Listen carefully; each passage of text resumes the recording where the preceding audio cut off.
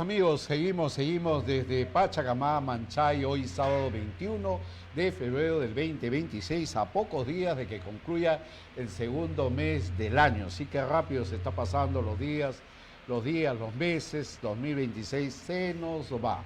Bueno, también contento de estar acá en Manchay con un calor que da alegría, pero también provoca algunas incomodidades, pero contentos de estar con una sala llena, público presente acá y las redes sociales que están conectadas.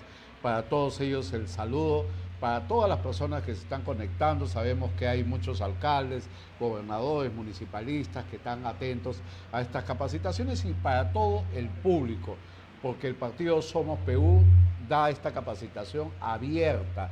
Es para todo militante o no militante, porque la idea es que más peruanos nos capacitemos antes de formación política y de gestión pública, algo que necesitamos a gritos capacitarnos, y es por eso que estamos el día de hoy de manera descentralizada desde Pachacamac, Manchay. Bueno, para continuar después de nuestro pequeño break que hemos tenido, vamos con nuestro segundo ponente. Adelante, Central Mediática, con la presentación. Segundo ponente, el doctor Álvaro López Cazorla, un destacado catedrático, abogado, ex alcalde también, conocedor de la historia política, y el día de hoy vamos a hablar de la evolución de los partidos políticos. Vamos a conocer un poco la historia de los partidos en estos momentos. A veces no sabemos a quién llamarle partido político. Vamos a hablar de estos temas en esta segunda ponencia y hay una pregunta también que se les ha dado en la introducción a todos los presentes. ¿Es posible fortalecer la democracia peruana sin partidos políticos sólidos, institucionalizados y representativos de la sociedad? Una pregunta que va por los momentos actuales que estamos viviendo. Central Mediática Capacitaciones con la segunda ponencia, hoy sábado 21 de febrero del 2026, aquí desde Pachacamac en Manchay. Capacitaciones, la primera del 2026. Central Mediática Capacitación y Comunicaciones presenta al doctor Álvaro López Cazorla con el tema Evolución de los partidos políticos. En este curso vamos a analizar la evolución de los partidos políticos, como es obvio, abordando su origen, su desarrollo histórico y la transformación que ha habido en el camino con distintas situaciones que hemos tenido sociales y políticas. Vamos a examinar los cambios en la organización, la ideología, las funciones y el papel que juega en la representación ciudadana. Hay un descontento de la población por el tema de los partidos políticos y no debería ser así, pero esto tiene su causa, tiene su origen y esto lo vamos a analizar el día de hoy. Ahí está el contexto de esta capacitación, el papel que juegan los partidos políticos, la evolución, como digo, ha habido cambios históricos, crisis políticas, transformaciones, distintos temas, el planteamiento del problema y obviamente la debilidad de las instituciones, algo que siempre comentamos, esta debilidad que tienen la mayoría de instituciones y los partidos políticos. Los objetivos de esta capacitación: reflexionar sobre los retos actuales para fortalecer el rol democrático que tienen los partidos políticos. Sin partidos políticos no hay democracia. La pregunta de robot de Central Mediática: ¿es posible fortalecer la democracia peruana sin partidos políticos sólidos, institucionalizados y representativos de la sociedad? Algo que queda ahí pendiente, esta respuesta del robot de Central Mediática. Ahora sí, a esta hora de la mañana, desde Pachacamac, Manchay, damos la bienvenida a la segunda capacitación Evolución de los partidos políticos con el doctor Álvaro López Cazorla. Les pido ante el aplauso que estén bien atentos a esta capacitación porque vamos a tener que reflexionar mucho. Adelante, doctor. Bienvenido. Muchas gracias, Ricardo, y a Central Mediática y a la agrupación política Somos Perú. Hay algunas preguntas introductorias que un tema de esta naturaleza, como es la evolución de los partidos políticos y el sostenimiento institucional de la democracia en el Perú, que se sostiene en los pilares que son los partidos políticos, hay una pregunta, como decía, que puede estar en juego. ¿Por qué estamos de crisis en crisis política a partir del siglo XXI? ¿Por qué razón en el siglo XX se instituyó de alguna manera un corsi y ricorsi de bico entre dictadura de Estado, primaveras democráticas y golpes de Estado en el Perú? ¿Cuáles han sido los efectos que estos orígenes entre primaveras democráticas y dictaduras causaron para la debilidad de los partidos dentro de lo que es las circunstancias de los últimos 10 años en el Perú? ¿Por qué razón el quiebre del sistema democrático en el Perú, de la continuidad del sistema como tal, se ha dado con el referente de tener 8 presidentes en el lapso de 2 quinquenios gubernamentales? Entonces, algo está sucediendo. Entonces, cuando sucede algo, tenemos que tener una visión retrospectiva hacia atrás para mirar el presente y luego de aquí partir hacia el futuro.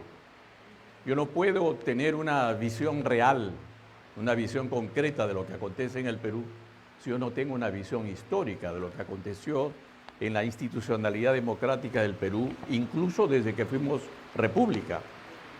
No nos olvidemos que cuando fuimos república en el año de 1821, recién en el año de 1823 se instituyó la primera constitución política, que viene a ser la ley de leyes. Esta constitución política, que es la Carta Magna del Estado, que nos llega a dar la forma, manera y circunstancia de cómo se instituye el Estado dentro del país. Pero esa carta nunca funcionó, para empezar. Esa carta de 1823 fue una carta silenciada. Y recién tuvimos un nivel de repercusión institucional con cartas posteriores, incluyendo la Carta de 1860. Pero en el lapso de los años de 1823 a 1860, estuvimos instituidos por dictaduras militares. Los militares peruanos, algunos ecuatorianos, otros de origen colombiano, que de alguna forma gobernaron el país, se agarraron a sablazos militarmente para poder tratar de una búsqueda de institucionalidad dentro del país. Y recién más o menos por el año 1846, con el presidente Castilla, es de que estamos tratando un nivel de persuasión para que podamos, digamos, respetar los orígenes de la civilidad en el Perú. Y en esta nota introductoria hay una evolución que caracteriza a los partidos que se va a desembocar finalmente en lo que es un siglo, el siglo XIX, la etapa que de los caudillos en el Perú. Un siglo también convulsionado, porque estábamos comenzando a trabajar la gimnasia cívica de cómo fortalecer los partidos políticos. Y entonces es dominado por determinadas ideologías en torno a figuras sólidas, como el primer presidente civil en el Perú, el presidente Pardo. El presidente Pardo, que de alguna manera se convirtió en la piedra de toque para dar el inicio a una república democrática y una república social, pero que después culminó entre los años 1895 y 1919 en un surgimiento de agrupaciones políticas un poco más estructuradas, con programas mucho más determinados, como el Partido Civil, como el Partido Demócrata con Piérola, y reflejando al mismo tiempo una suerte de conexión con las élites económicas, que ya el país trababa una relación de naturaleza internacional fuertemente con los enclaves económicos, por ejemplo, de Gran Bretaña, y posteriormente a partir de 1920 con Estados Unidos luego de la Primera Guerra Mundial. Entonces, el siglo XX, ¿por qué nos interesa? Nos interesa porque surgen los partidos de masas en el Perú. Porque hubo circunstancias en el siglo XIX, se elegían entre 100 personas y tú eres presidente. Entonces la ideología y las masas en el Perú llegan a imperar en el siglo XX. Y es el inicio de agrupaciones políticas firmes, con ideología, con doctrina, con filosofía, con programa político, que llega a nutrir de educación cívica y política al pueblo peruano. Bueno, y aparecen agrupaciones con mayor base social e ideología. En ese entonces estaba en el poder, en el año 1920, el señor Leguía. El señor Leguía ya había sido presidente de la República. Pero ¿qué pasaba con el señor Leguía? Leguía se preguntaba a sí mismo, los civilistas que son mis enemigos que estaban en el poder, con Pardo justamente, y que estaban y eran mayoría en el Parlamento, estos no me van a dejar gobernar a mí, pero yo soy ya presidente electo, decía Leguía. Y su gente que lo rodeaba, que era gran parte de la gendarmería limeña propiamente, lo indujeron y le dijeron, pues muy fácil, señor Leguía, usted adelante, sea ser presidente del Perú, nosotros lo apoyamos. Es que, y en la práctica, toma el poder Leguía en el año 1920. Desembarca ese parlamento civilista donde estaban sus enemigos y comienza a gobernar. 1920, 21, 22, 23, 24, 25, llegamos al primer centenario de la República con Leguía en el poder. De ahí que se denomina el primer oncenio de Leguía, doblemente elegido porque no lo hizo mal Leguía. Ustedes revisen y remóntense en el transcurso de la historia. Yo revisaba algunos textos del señor Jorge Basadre anoche justamente para prefijar de que uno de los presidentes más exitosos en el siglo XX en el Perú fue el señor Leguía. Pero sin embargo todos tienen enemigos, tienen amigos, consensan temas de naturaleza política. A algunos les gusta, a algunos otros no les gusta. Entonces esos que no les gusta hay un nivel de radicalidad en las formas que se expresan en protestas también civiles contra un gobierno, si bien es cierto, de origen civil, pero con un golpe de Estado que faccionó una constitución política a la medida. Por eso le fue bien al señor Leguía. Instituyó una constitución política en la cual convocó nuevamente a elecciones, tenía mayoría parlamentaria. Y al tener mayoría parlamentaria sucede de que fortalece al Ejecutivo con una base de fortalecimiento parlamentario. ¿Por qué? Porque te deja gobernar. Entonces, si lo dejaron gobernar, pues gobernó los 11 años, pero tuvo muchos enemigos. Entonces, la oligarquía limeña llega a repensar de que había una suerte de un cansancio y había que traerlo abajo al señor Leguía. Y encuentran un núcleo interesante en el señor Sánchez Cerro. Sánchez Cerro, ¿qué había sido? Había sido amigo de Leguía. Y había sido de alguna manera desterrado del ejército, recurre y toca la puerta de Leguía, y Leguía lo recompone al señor Sánchez Cerro. Y ese señor, comandante del ejército, que había tenido aventuras políticas y también militares a favor de su servicio en el ejército, es el que le arman y le calientan la cabeza y dicen, usted es el próximo presidente de Perú. Y es el que golpea al señor Leguía y le da un golpe de Estado y Leguía fuga por el mar hacia ver dónde lo llevaría, hacia Panamá probablemente. Pero luego lo detienen en la fuga y sucede de que una cosa muy triste para la historia política del Perú, ¿no? Es un presidente detenido, cruelmente vejado, y su mazmorra eran 2 metros por 2 metros cuadrados. No tenía usted ni un servicio de naturaleza higiénica, le pasaban la comida por debajo la portezuela de su carceleta y murió ahí. Es un presidente que murió en la cárcel. Entonces, ese detonante hace de que nosotros veamos cómo es el futuro político de ahí para adelante en el Perú. Porque ese tipo de circunstancias y de ignominia de naturaleza política hace que repensemos y miremos retrospectivamente cómo es el tema de naturaleza política en el Perú. Hasta que llegan las elecciones del año 1931. En el año de 1931 aparecen dos partidos muy fuertes, que es el partido de Sánchez Cerro y el partido de Víctor Raúl Haya de la Torre. Van a elecciones, ambas agrupaciones políticas, se habla que hay una suerte de fraude en las elecciones, hay un levantamiento en el Trujillo, primer levantamiento de masas que existe en el Trujillo en el año de 1932. En ese año mueren como 6.000 miembros de esa agrupación política y se inicia una suerte de una gran persecución. Porque el APRA había metido en esas elecciones de alguna manera 24 a 25 representantes parlamentarios para ese Congreso Constituyente del año de 1931.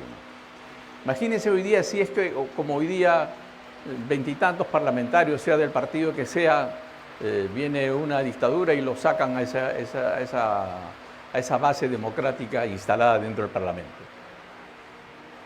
Y ese Parlamento y ese Congreso Constituyente estaba ya comenzando a discutir la Carta Política de 1933.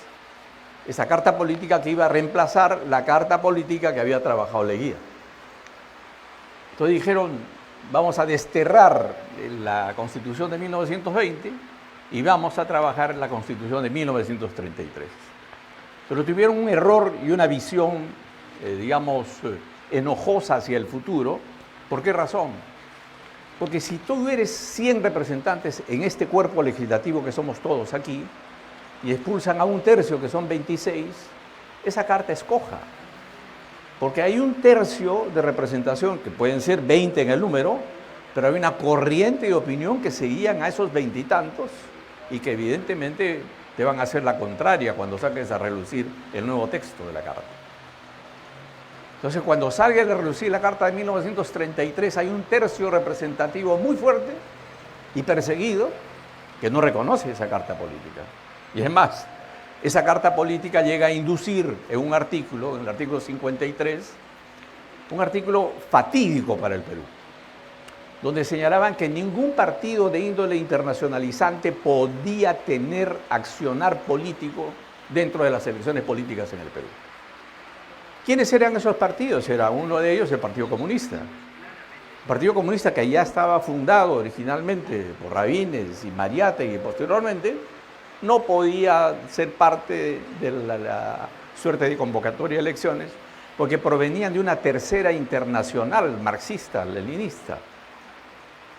No podía ser partícipe de elecciones el APRA porque era un partido que desfilaba con 21 banderas latinoamericanas y era la Alianza Popular Revolucionaria Americana.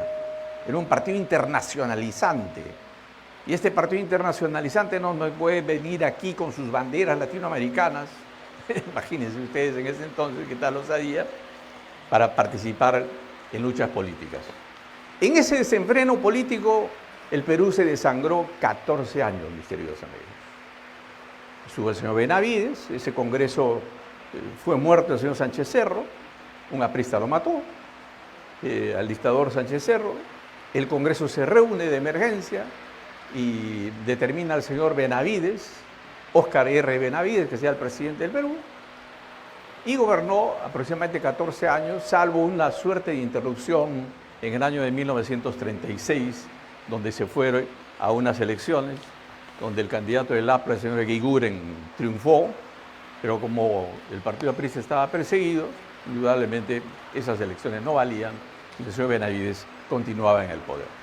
¿Hasta cuándo duró esa crisis? Hasta el año aproximadamente 1940, donde se reabre una posibilidad democrática, donde el señor Prado ingresa al poder, Manuel Prado ingresa al poder.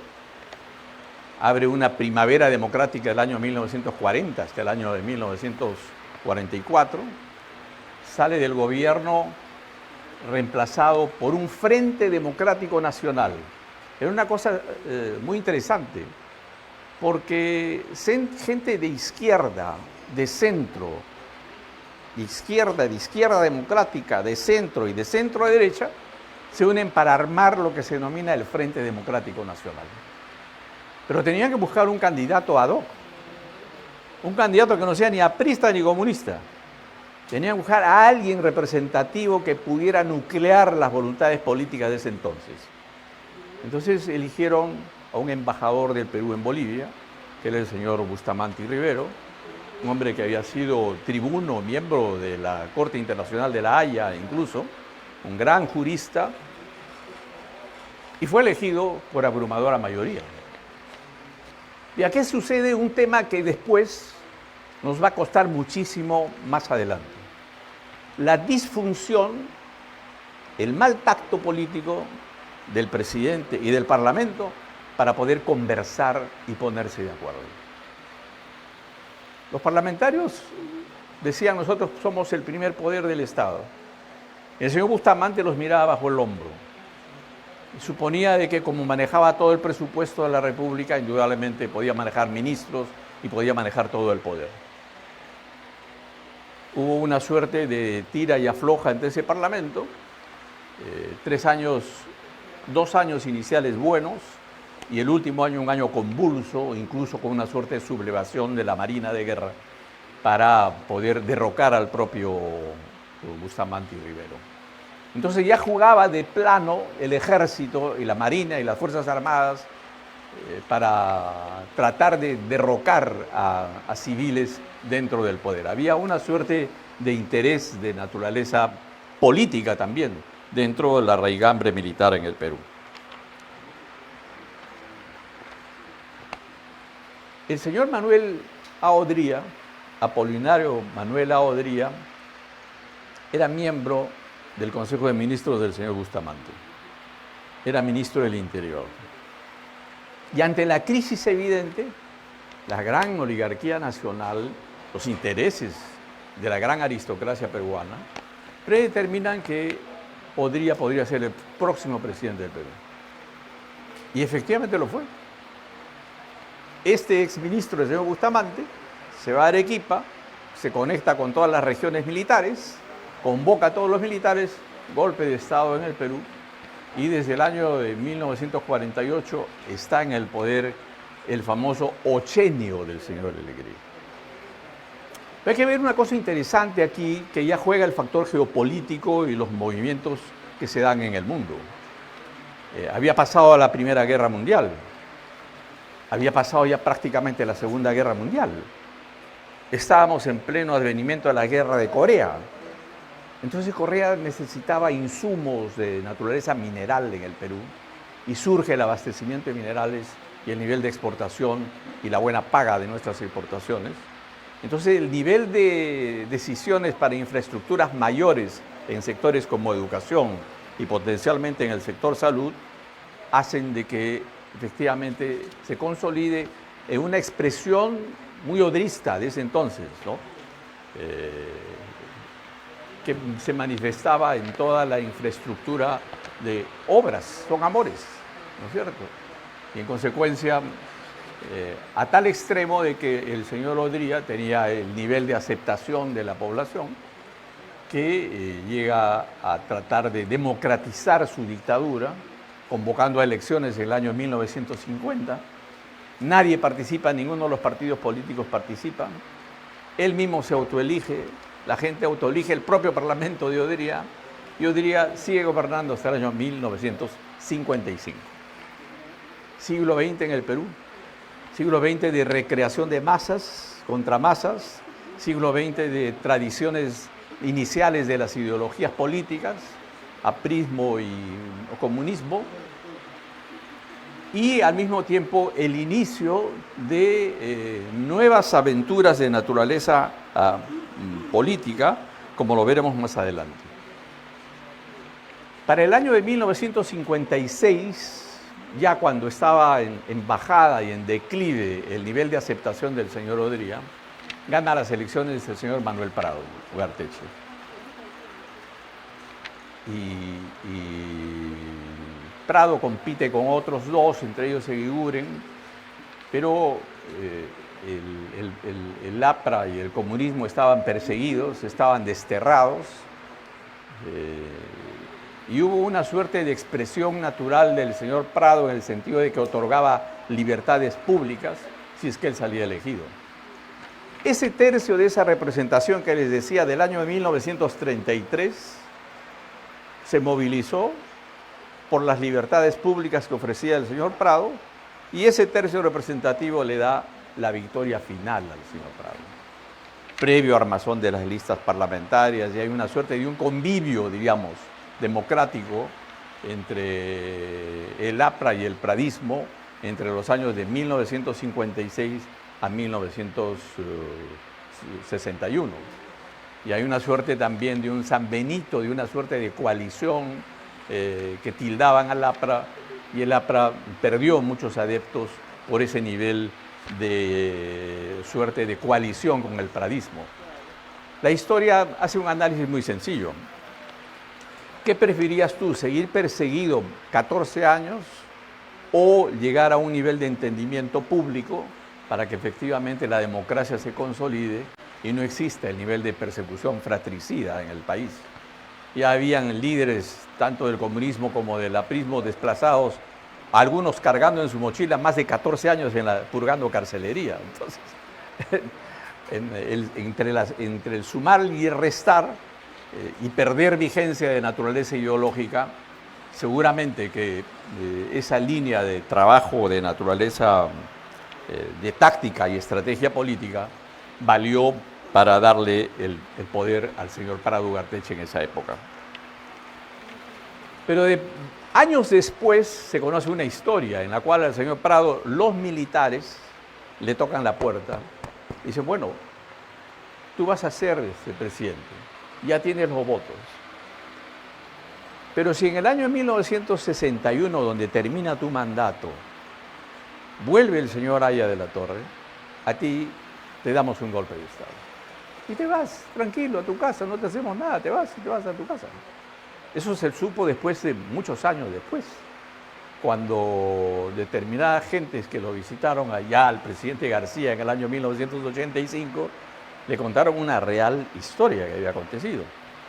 ¿Por qué razón esto? Porque el ejército peruano desde el año 1932, desde la subversión aprista en Trujillo del año 32, la toma de un cuartel O'Donovan, el cuartel del ejército de ese entonces, hizo posible de que existiera un distanciamiento infeliz entre las Fuerzas Armadas y también el Partido Aprista peruano.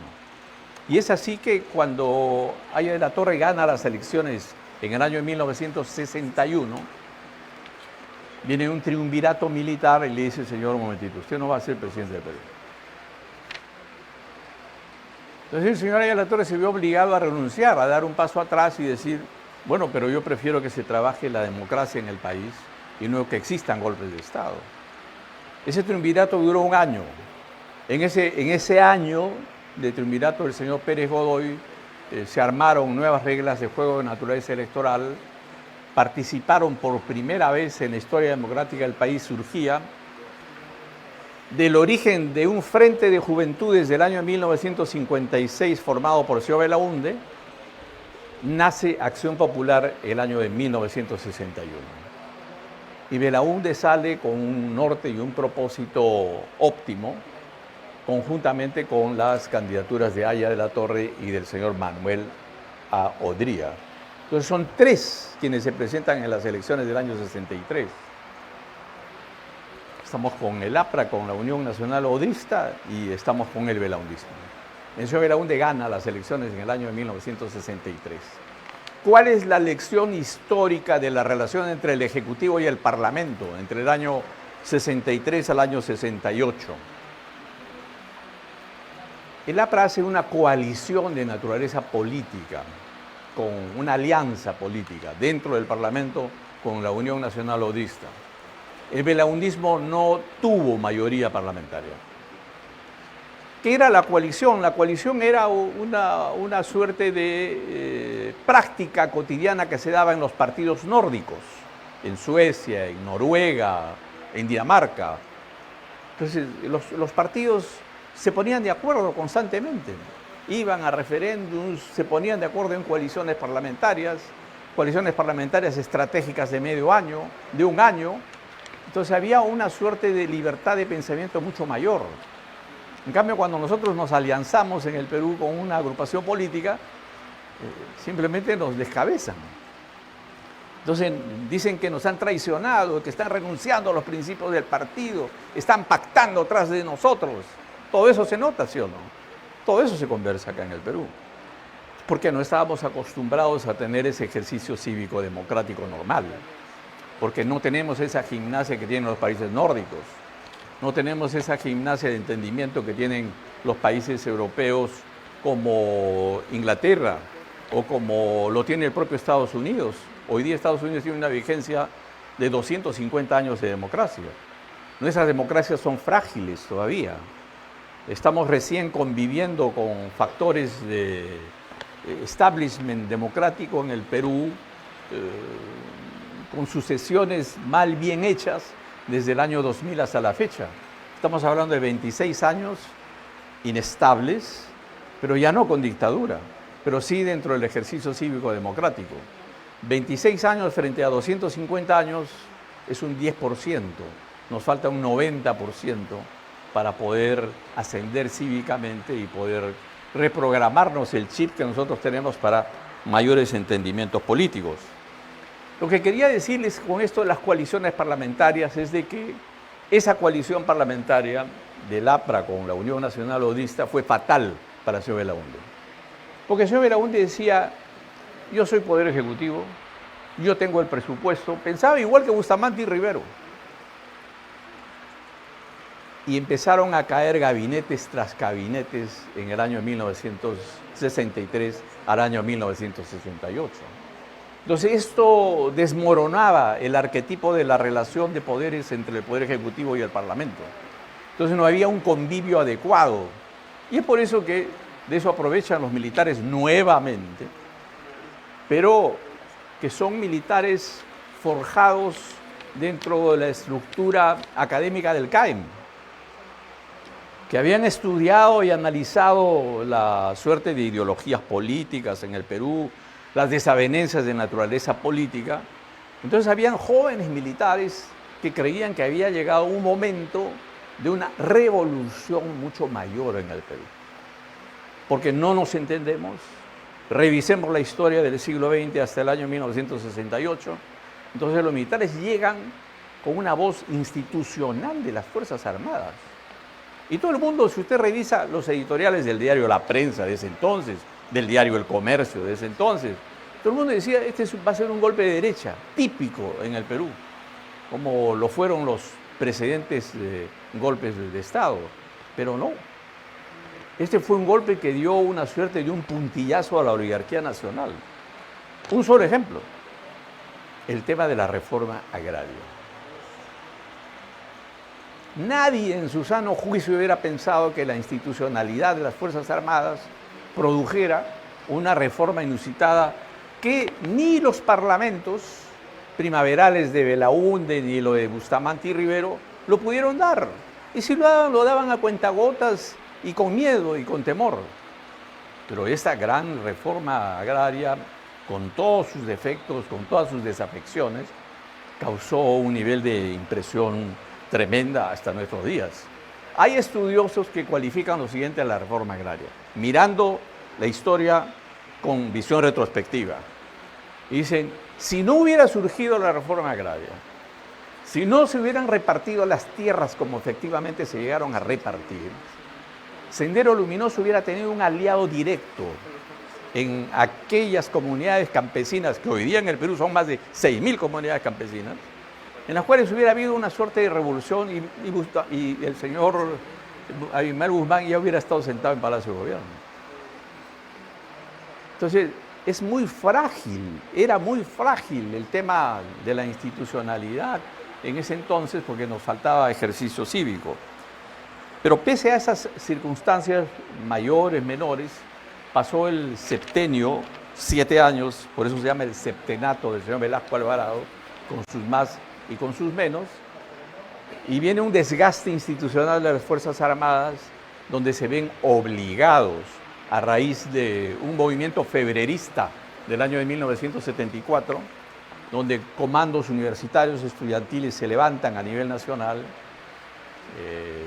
incendian lo que era el Sistema Nacional de Apoyo a la Movilización Social, incendian el diario La Crónica, hay una suerte de paralización de la Guardia Civil en el Perú, ¿no? Y entonces provocan un desgaste mucho mayor. Para el año 1977 se viene una huelga atroz en el país, había una inamovilidad de transporte tremendo y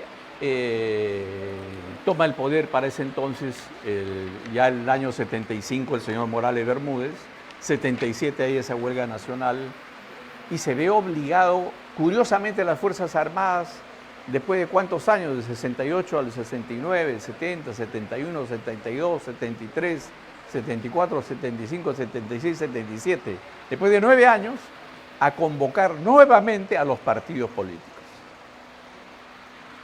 Y los convocan al Palacio de Gobierno. Y le dicen, queremos transar con ustedes, con sus agrupaciones políticas. ¿Y cuál es el nivel de tratamiento? Decían los militares, nosotros hemos avanzado con temas de nacionalización. Hemos avanzado muchísimo con todos nuestros errores. Pero lo que nosotros queremos es de que esto se mantenga. Y vamos a convocar a un proceso electoral. Las agrupaciones políticas decían, bueno, si ustedes quieren mantener reformas hay que convocar a una asamblea constituyente. Y esa asamblea constituyente va a ser la salida, el único mecanismo donde el cual los partidos políticos van a decidir finalmente si aceptan o no las reformas instituidas por los 12 años de dictadura militar. Entonces surge lo que la historia denomina el plan Túpac Amaru. Si ustedes ponen en Google el plan Túpac Amaru, van a analizar cómo es una suerte de tránsito de doble vía, el plan Túpac Amaru. Una vía por la cual salen los militares del poder y otra vía por la cual la civilidad ingresa al poder. Es más o menos el tránsito que está sucediendo hoy día en Venezuela, ¿no? Venezuela se está preparando para una suerte de tránsito prácticamente similar, en el cual los que detentaban el poder siguen en el mandato popular, siguen en el mandato del poder, pero están por convocar a procesos electorales de acá a 10 meses. En el caso de nosotros fue Plan Túpac Amaru el año 77, convocatoria de elecciones el año 78, resultado a institucionalidad de la Asamblea Constituyente, triunfo del señor Aida de la Torre con más de 1/3 representativo en esa asamblea. El Partido Popular Cristiano ocupa otro tercio representativo y ocupa otro gran tercio de las izquierdas divididas en el Perú entre trotskistas, maoístas, PC Unidad, FOSEP de ese entonces. Entonces habían 3/3 bien definidos en esa asamblea que deciden la Carta Política de 1978. Pero carta política en cuyo tránsito ni se dio el 79, sino comienza a tener vigencia el año 1980, cuando el señor Belaúnde Terry, quien estratégicamente no participó como agrupación política el año 78, miren el juego de Belaúnde, ¿no? Convocan a todos los partidos políticos y el belaundismo dice, no, yo no me presento a las elecciones. Mientras todos corrían con el afán electoral y electorero por llegar a la asamblea, el belaundismo se retrae y gana tiempo. Gana tiempo en armar sus cuadros, en ganar su ideología, su doctrina, su programa político, y tranquilitos llegan al poder el año 1980. Instituido el año 1980, promulgan la Carta de 1978, tiene su vigencia a partir del año 1980, y entonces se dedican a gobernar con esa carta 2 gobiernos. Pero que tienen, ¿y por qué duran esos 2 gobiernos? Pese a que hay una nueva carta, pese a que hay una suerte de inestabilidad de naturaleza económica. pese a que hay una inestabilidad de naturaleza subversiva. ¿Por qué duramos 10 años con esos partidos en el poder, con el APRA en el 85 y con el belaundismo del 80 al 85? Porque tenían mayoría parlamentaria, así de sencillo. Tenían mayoría parlamentaria que eran el soporte de su ejecutivo, tanto en diputados como también en el Senado. Y porque hacían alianzas parlamentarias. El belaundismo hizo alianza parlamentaria con el Partido Popular Cristiano, por ejemplo, que le dio mayoría en el Senado de ese entonces. El APRA tenía mayoría ostensible en diputados, pero tenía relativa mayoría en el Senado. Pero ese juego democrático del sistema bicameral todavía ayudaba mucho a un sostén de la democracia. ¿Por qué? Porque el Senado repensaba lo que se legislaba en diputados. Y yo estoy convencido que el sistema bicameral es mucho mejor que el sistema unicameral. Por un solo ejemplo. Cuando el señor Alan García se le ocurre, después de los 2 años muy buenos de gobierno, el tercer año, cuando retiran la clase empresarial peruana todos sus insumos económicos y se van para afuera, una suerte de bronca frente a lo sucedido con los inversionistas en el Perú, es la nacionalización de la banca. Un despropósito, pero se nacionaliza la banca. ¿Cuánto tiempo demoró la discusión en la Cámara de Diputados de la nacionalización de la banca? Prácticamente 48 horas. Aprobado a carpetazo limpio. Pero pasaba al Senado obligatoriamente. ¿Quiénes se opusieron en el Senado a la nacionalización de la banca? 2 líderes del Senado de la misma agrupación del señor García. Era el senador Ramiro Peralé y el señor Luis Alberto Sánchez. Bastaron esas 2 intervenciones para que el Senado diga no. Aquí se quedó la ley. Y la ley se quedó en el Senado, encarpetada. De manera que es un propósito bueno el hecho de que tengamos un sistema bicameral de la cual yo fui partícipe 2 años dentro de ese sistema bicameral y conozco de cerca parte de esa experiencia. Pasamos rápidamente a lo que son las elecciones del año 90. Año 90 que llamamos con una crisis política y económica y una suerte de reingreso de la subversión con más fuerza en el Perú. Y el señor Fujimori gana las elecciones frente al señor Vargas Llosa. Pero rápidamente le dicen, oye, tú no vas a tener mayoría parlamentaria. Vas a tener que estar obligado permanentemente a hacer una alianza parlamentaria con el APRA. Al principio funcionaba, pero después cuando ingresa Montesinos le dice, oye, no vas a poder gobernar, no tienes mayoría. Es una mayoría que a veces va a jugar con dártela y no dártela para que puedas tener un nivel de cristalización en la suerte de decretos legislativos que tú quieres que te envíen del Parlamento hacia el Ejecutivo para que puedas tener un buen afán de naturaleza legislativa. Entonces le calentaron la cabeza y vino el 5 de abril. 5 de abril que fue una sonada con persecución nuevamente al APRA, Alan García que tuvo que fugar por su casa, siendo defendido por algunos adláteres. El predominio internacional lo obliga a Fujimori a convocar a un Congreso Constituyente democrático y estamos en el Congreso Constituyente de 1993, con mayoría regimentada, mayoría total del fujimorismo, pero con una gran virtud. Tenía un nivel de capacidad de análisis mayor para hacer una total diferencia entre lo que era la Carta del 78, 79, que empezó a tener vigencia el 80, con la Carta del 93. ¿Cuál es la central diferencia de esa carta? El tema del régimen económico. Y cuando dotaron un régimen amplio de libertades económicas para que se construya un nivel de edificación programática de las cifras del respeto irrestricto a las cifras macroeconómicas en el país, bueno, el país empieza a levantar económicamente. Duramos de a pocos, pero surgimos evidentemente en una suerte de amplitud de criterio para que las economías internacionales puedan tener dos cosas, dos elementos: seguridad jurídica para invertir, solidez institucional democrática o no democrática con Fujimori, ¿no es cierto? Porque se volvió al Congreso Constituyente, al año ese Congreso Constituyente fue parlamento dentro de ese mismo año, y fuimos al año 95, y en el 95 hubieron las elecciones del 95 para adelante. Se asumió crisis políticas duras entre el año 98 y 99, pero pese a eso se llegó al año 2000. Pero gran error el año 2000, la reelección.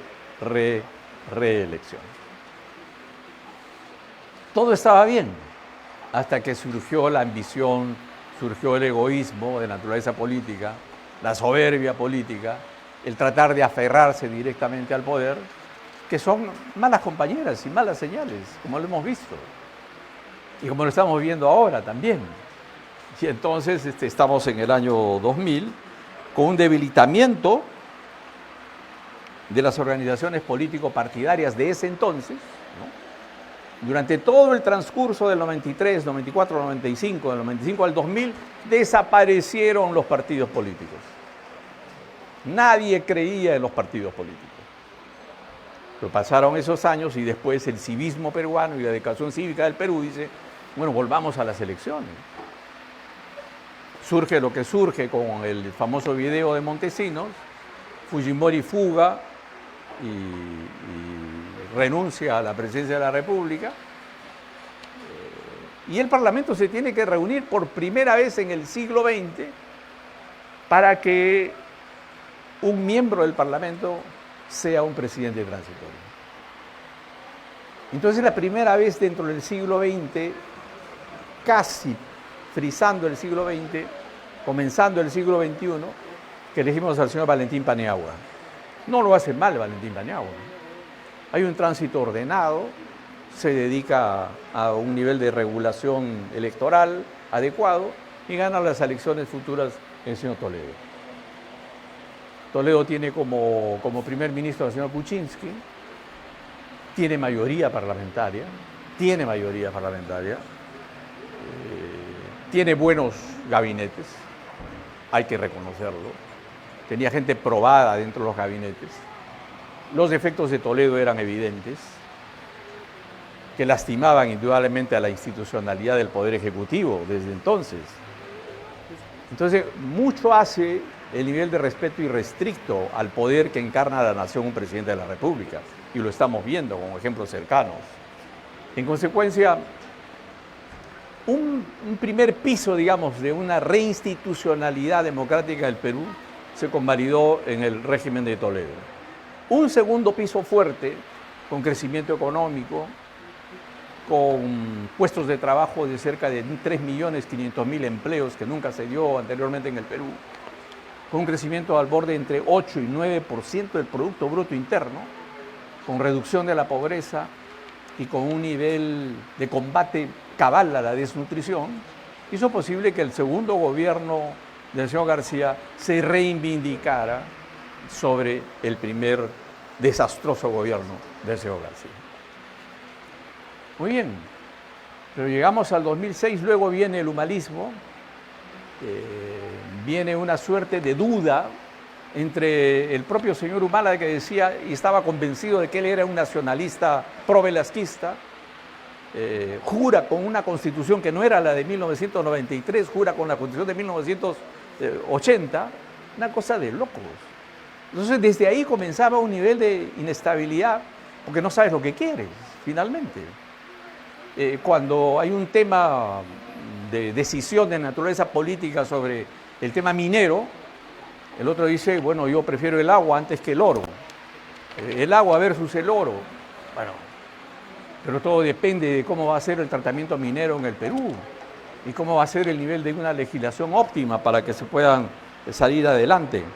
Eso, digamos, desmotivó muchísimo y estamos ya prácticamente con un freno en la economía después de un crecimiento sostenido. Y rematamos con lo que es hoy en día la gran crisis de fragmentación y deslegitimación existente en el Perú. ¿Cuándo comienza esta fragmentación política de los partidos políticos? Recordemos rápidamente. Elecciones 2016, señor Kuczynski, que le gana por un pelo a la señora Keiko Fujimori, pero Keiko Fujimori tiene 73 representantes en el Parlamento. Era dueña y señora del primer poder del Estado. A tal extremo, yo les cuento una experiencia simple. Yo era un coordinador parlamentario del sector salud. Se me tenía prohibido totalmente conversar con la mayoría fujimorista. Pero yo les decía, pero tienen que conversar con la mayoría fujimorista, porque dependemos de ellos para que las leyes en salud puedan encaminarse. Necesitábamos dos leyes fundamentales. La ley de rectoría en el sistema de salud pública, que era fundamental, rescatar la rectoría del Ministerio de Salud, porque los gobiernos regionales no nos dejaban ingresar, por ejemplo, a temas de vacunación. Había dengue, no podíamos ingresar a Piura ni a Tumbes, porque nos decían, no, esta es mi jurisdicción, yo soy el presidente del gobierno regional, aquí tú no entras, Poder Ejecutivo. Y más bien declara, si tú quieres, en emergencia y pásame la plata. Es lo que querían los gobernantes regionales. Entonces, para eso requeríamos una ley que pudiera, digamos, restablecerse el nivel de línea de mando, si se quiere, del Ministerio de Salud para estos temas nacionales. Contra viento y marea, convencí para que tocáramos la puerta a la mayoría parlamentaria, porque si usted metía un proyecto de ley del Ejecutivo, la mayoría parlamentaria iba a desecharlo totalmente. Entonces, ¿qué hicimos? Elegimos a dos despachos parlamentarios, el despacho del señor y la señora. A la señora le encargué un proyecto de ley hecho a medida del Ministerio de Salud, era del fujimorismo, y el señor también, gran líder del fujimorismo, un proyecto de ley de su despacho parlamentario hecho a medida del sector salud. Ingresó la ley con el nombre de ambos parlamentarios fujimoristas, se trabajó la norma, pasó a comisiones, se aprobó en comisiones, pasó al Pleno del Congreso, no entraba al Pleno del Congreso, se invita a la ministra para que converse con el presidente del Congreso de ese entonces, y el presidente solamente hace una pregunta, ¿y de quiénes son los proyectos? De la congresista A y del congresista B. Ah, oficial mayor, venga de inmediato, que entra al Pleno del Congreso inmediatamente. En 15 días tuvimos dos leyes. Entonces eso es cuando hay un nivel, digamos, de concertación mayor entre el Ejecutivo y el Parlamento, de acuerdo ahora a una sentencia del Tribunal Constitucional que habla de esa sentencia, de la relación que debe de existir, de los principios de relación eficaz que deben de existir entre el Poder Ejecutivo y el Parlamento por exhortaciones de naturaleza mayor. ¿Qué quiere decir esto? Que el Ejecutivo y el Parlamento no se pueden negar a sentar en una mesa para luchar contra el narcotráfico. Es una cosa de locos. Tienen que sentarse y tienen que cubrir sus propias agendas parlamentarias. No pueden negarse a sentarse para luchar contra el tema de la seguridad nacional y el tema extorsivo existente en el Perú, para modificar toda una serie de legislación existente en el Perú. No pueden dejar de conversar para reducir temas de morbilidad y maternidad materno-infantil, para mejorar el tema del sistema, digamos, de salud pública para que se atiendan en postas sanitarias a nivel nacional y no en los hospitales. Argumentos que son de naturaleza central y conversables entre el Ejecutivo y el Parlamento. Y en consecuencia, esa relación de Fujimori con el fujimorismo, de fujimorismo con el PPK, fracasó, como ustedes todos conocen. Al extremo que se vieron obligados a renunciarlo al señor PPK, renuncia, viene el vizcarrismo, la historia es conocida. Y sabemos dónde se encuentra el señor Vizcarra y las razones por las cuales está lamentablemente purgando carcelería el día de hoy. Luego, en el mismo año del señor Vizcarra, antes de su vacancia, cierra el Congreso, deslegitima al primer poder del Estado, convoca a nuevas elecciones yo destino ese Parlamento que supuestamente lo trabajo a mi medida, es el que va acá el señor Vizcarra. Quiere decir que si usted, otra vez la lección histórica, si usted, presidente de la República, no tiene representación parlamentaria válida en el Parlamento, usted va a fracasar, va a caer como Bustamante, como Belaúnde, como cayó Kuczynski, como cayó Vizcarra. Esa es una lección aprendida en el Perú. Entonces, ¿qué hay que hacer ante este tipo de circunstancias? Después de lo que estamos viendo, el personalismo in extremis, el gran número de partidos que compiten con baja votación nominal, la alta inestabilidad que estamos viendo, la dificultad de consolidación de los partidos políticos. Hay ausencia de educación cívica. Sí, señores, hay ausencia de educación cívica.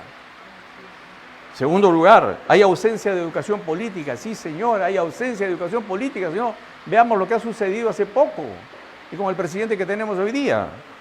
Hay ausencia de consenso mínimo. Sí, señor. Entonces, ¿qué hay que hacer sobre este particular? He ahí la gran pregunta. Entonces, los partidos políticos tienen que rescatar ser entes formativos en el país. Y uno de los entes formativos es el modificar también la estructura del proceso electoral en el Perú. No puede ser que con 25.000 firmas usted pueda tener su partido y su club de amigos, que son los primeros extorsionadores para decir ¿cuánto me das para que yo ponerte en la lista? Así de simple. Eso es lo que está pasando. Hay muchos ejemplos claros sobre el particular. Entonces, nosotros mejoramos un nivel de reforma de naturaleza electoral en el Perú y una reforma de naturaleza constitucional también, porque estamos viendo la ausencia de cómo, claro, los constituyentes nunca se pusieron a pensar de que iba a caer un primer vicepresidente, iba a caer un segundo vicepresidente, iba a caer un presidente del Congreso elegido después presidente, y sucesivamente otro presidente del Congreso elegido y cae como presidente.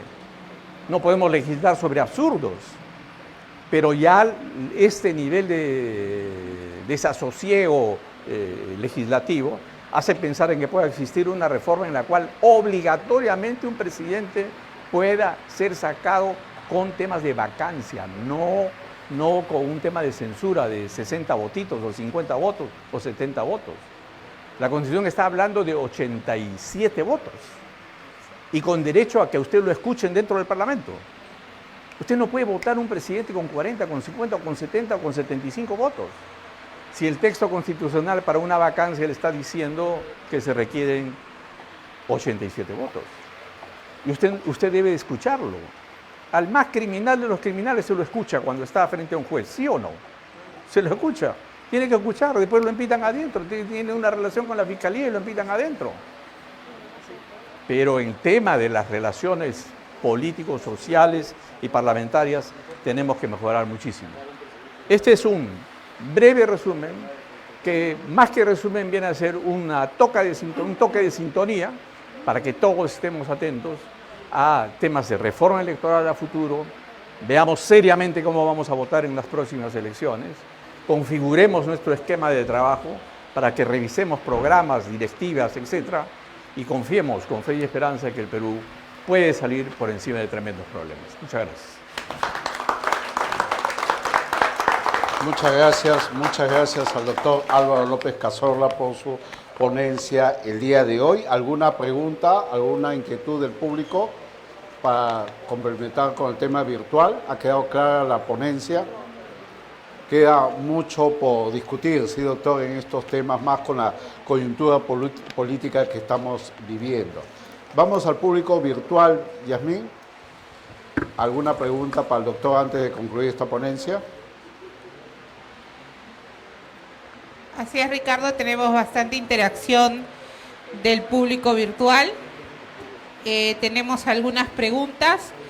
Milagros Izquierdo, desde Villa María del Triunfo, pregunta: ¿cómo ha cambiado la relación entre partidos políticos y ciudadanía con el uso de las redes sociales y medios digitales?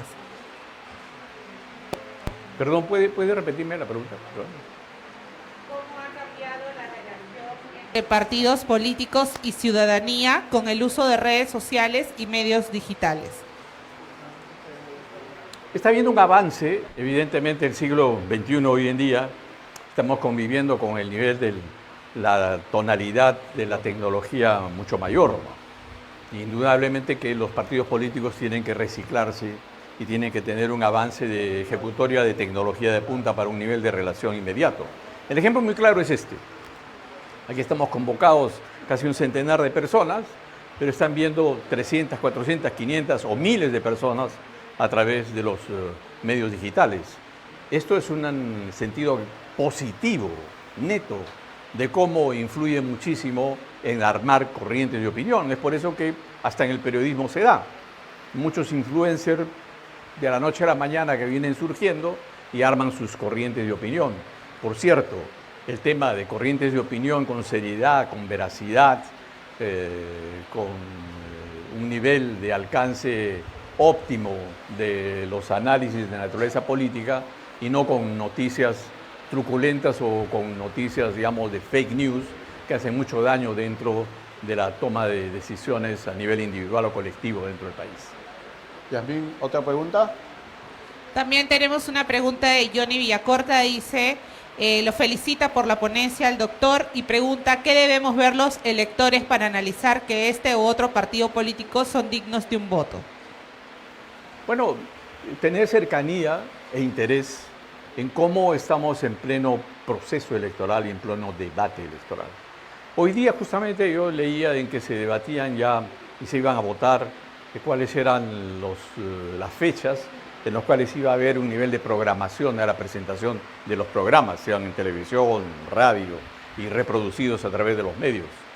Tenemos todos nuestro instrumento para conocer noticias al día, estar averiguando, estar analizando, estar estudiando, mirar diversos medios de comunicación nacionales o extranjeros, armar conversaciones y corrientes de opinión dentro de familia, dentro de sus colectivos sociales, porque todos estamos invitando de alguna manera a un nivel de seriedad, de pensamiento y capacidad de decisión óptima en el respaldo de su votación, porque estamos hablando del derecho de sufragio que representa a la nación en general.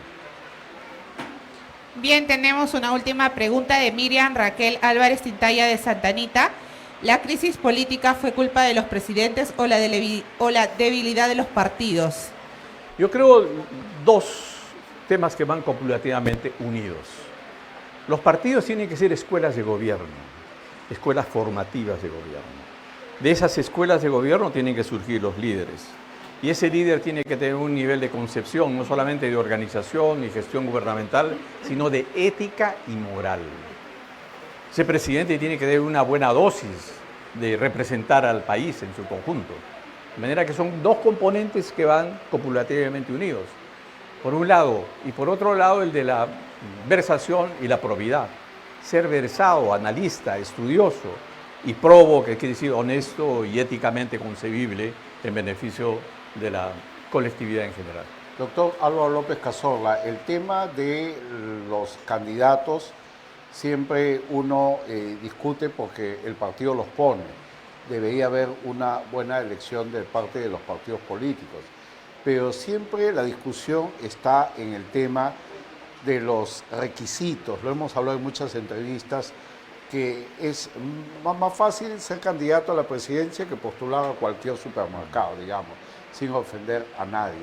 El tema de los requisitos, de las capacidades, sería bueno tener esta reforma en los partidos políticos en cuanto a estos temas, a elegir bien, o nos quedamos digamos, en lo que ya es costumbre. Claro, la gente tiene un desasosiego frente al nivel de representación, ¿no? Porque todo tiene su calor y su necesidad de ser por principios de naturaleza constitucional. Hay un artículo que dice todos somos iguales ante la ley. Y al ser todos ante la ley, todos, el de la comunidad nativa de Purús, que no sabe leer y escribir, pero gobierna a 5.000 comunidades nativos, ¿puede ser un representante parlamentario, sí o no? ¿Tiene representación? Eso es una pregunta. El líder de una comunidad campesina que no sabe leer y escribir, pero sí domina el escenario de cerca de 500 comunidades campesinas en el sur andino del Perú, ¿tiene derecho a tener una representación parlamentaria, sí o no? Claro que sí. Entonces tenemos que buscar la media entre lo que es el nivel de una elección de naturaleza funcional de nuestros representantes de organizaciones campesinas, de representantes de las comunidades nativas, que esa lo puede reformular la legislación nacional para que exista un nivel de elección funcional entre esas comunidades campesinas y nativas para un nivel de representación variopinta que debe existir en el Parlamento. Y por otro lado, es la búsqueda indudablemente de un nivel óptimo de representación con un nivel de capacitación. Claro, ha habido cuellos blancos con doctorados y maestrías que son delincuentes. Así es. Entonces también tenemos que buscar un nivel de media en la cual yo tengo una hipótesis que entregar, que la voy señalando de a poco. Los partidos políticos deben de formar sus escuelas de gobierno. Esas escuelas de gobierno deben de tener, ¿no es cierto?, una suerte de subvención de naturaleza estatal, obligatoriamente supervisados incluso por nivel de superintendencias mayores para la currícula educativa. Los profesores tienen que venir con maestrías y doctorados académicos para ser parte de la sintaxis y lo que es la currícula educativa para la formación de quienes van a ejercer organización, decisión, organización de gobierno y poder estudiar lo que son los sistemas administrativos. Estábamos conversando con el doctor Marco Tulio y decíamos, oiga, la gente ingresa a ser regidor o ingresa a ser alcalde sin conocer ni siquiera afanes de tesorería. Nadie les enseña y pues cometen errores dentro del tráfico, del ejercicio cívico, incluyendo dentro de los gobiernos distritales y provinciales en el Perú. ¿Qué sucede? Ausencia de educación, ausencia de conocimiento de gestión pública, y la gesta pública tiene que darse también de esta currícula. Los partidos entonces de acá 5 o 10 años lo único que tienen que ver es en la cartera de gentes probadas y aprobadas. De allí salen los futuros ministros, de ahí salen los futuros parlamentarios, de ahí salen los futuros diputados, senadores, alcaldes distritales, provinciales y gobernadores nacionales. Eso es una suerte de hipótesis que se viene trabajando para ver si el próximo Parlamento bicameral puede tender un puente de apoyo con esa visión mucho más concreta. Mucho trabajo del nuevo Congreso, sí, mucho trabajo, muchas reformas que se tienen que hacer, como usted lo dice, hay mucha confusión. Escucho a muchos candidatos que van al Senado y están proponiendo leyes también, o sea, desde allí hay este tema y también un papel que juegan mucho los medios de comunicación, porque escucho mucho este tema de que cómo es posible de que un candidato qué experiencia tiene para postular. Y hablábamos con el anterior ponente de las experiencias, o sea, un joven de 25 años que de acuerdo a la ley puede postular, por no tener experiencia no iría al Congreso, o sea, el Congreso es la reunión de destacados profesionales, o sea, hay esa confusión en el tema de representación, o sea, uno quiere una representación de los mejores, pero como usted dice, de acuerdo a la ley todos somos iguales y vamos a representar. De repente el conocimiento se puede sumar con los asesores, con otros puntos intermedios. Claro, y no perder de vista que los partidos al interior tienen que saber formar a su gente. Para poder representar al partido tiene que haber tenido un escalafón de ascenso de su régimen político disciplinario y autodidacta, si se quiere, pero dentro del partido. Entonces son dentro del partido donde es la mejor vitrina para el liderazgo de estos nuevos jóvenes que se dan, como era tradicionalmente en los partidos antiguos. Entonces habían jóvenes de 25, 30, pero que entraron al partido a los 15 años, 16 años, se forjaron en las luchas universitarias, tuvieron liderazgo universitario en las asambleas universitarias y formaron su criterio político. En las universidades se forman los criterios políticos cuando, sobre todo en las universidades nacionales, se compite por factores de poder en la toma del rectorado, en la toma de las asambleas universitarias. Hecho que debe ser rescatado por los partidos para inducir, sobre todo en las universidades nacionales, que esos líderes jóvenes puedan llevar canales de representación mayor con un ejercicio cívico que va a optimizar su propio trabajo político más adelante. Un fuerte aplauso para el doctor Álvaro López Cazorla. Doctor, le voy a entregar esta constancia de participación por su brillante ponencia en las actividades de capacitación 2026.